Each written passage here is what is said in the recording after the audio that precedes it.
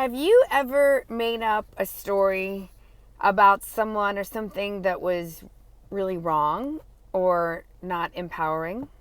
That would be me. Every day I just called my podcast buddy and we were laughing because I realized I had made up a story about somebody, this mentor who has been so generous and so kind and so loving with me, and we have done programs together and coached each other. We're colleagues. She is further along in her business, and I was laughing how I do this thing. I'm confessing. I do this thing where I'll connect with people and we're friends, and then there is a part of me, if we haven't stayed in touch in a couple of weeks, like if we're both busy, my brain becomes like a teenage girl. No, a junior high, a preteen girl of like, well, I thought we were close and we haven't talked and maybe they don't like me anymore. And I realize it's just a habit. I don't know. Maybe I just go back to being in 7th grade and being the new girl.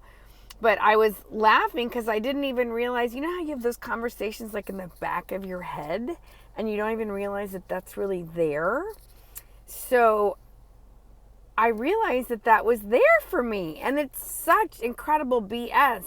And so if you follow Brene Brown, who I love, she says the story I'm making up is, and I was able to distinguish that for myself, call my podcast partner, Kathy Keegan, and laugh about it. And I do feel a little sheepish, but I bet that you do the same thing. And I think this is one of the many reasons I love teaching story.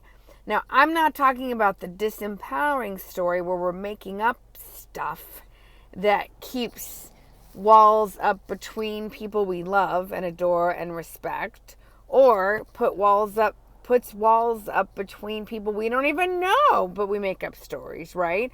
Our brains are overwhelmed with the craziness of life, and so a lot of times we are just making up things to try to put things in categories because it takes up less energy, uses fewer calories. So I teach stories. I help pull the stories out of people that they didn't even realize that they had, because we want to know the people that we want to work with. And, you know, there can be two coaches in front of me and they both teach marketing or work on business, but I'm going to vibe with one more than the other because of backgrounds, because of, you know, philosophies, because of attitudes, because of training, because of heart. I'm very heart-centered. And most of the people I work with are too. And that's who I seem to just be drawn to.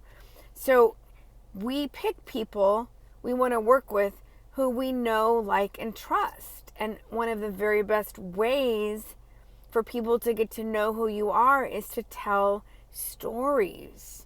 Not the disempowering ones in your head, but the stories from your life. The stories of people who inspired you. The stories of your ancestors, your family, your friends, your colleagues, your client stories. The case studies where you took somebody from A all the way to Z and what an experience they had, and now they're the hero. We love stories. It helps us relate and connect.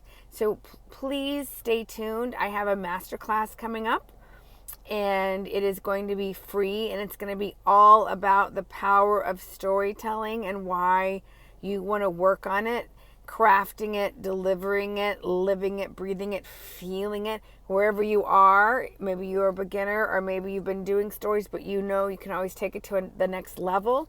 So stay tuned. I'm so excited to be with you and share what I've been up to and my new trainings too, because we're back in school, baby. Bye for now. Bye.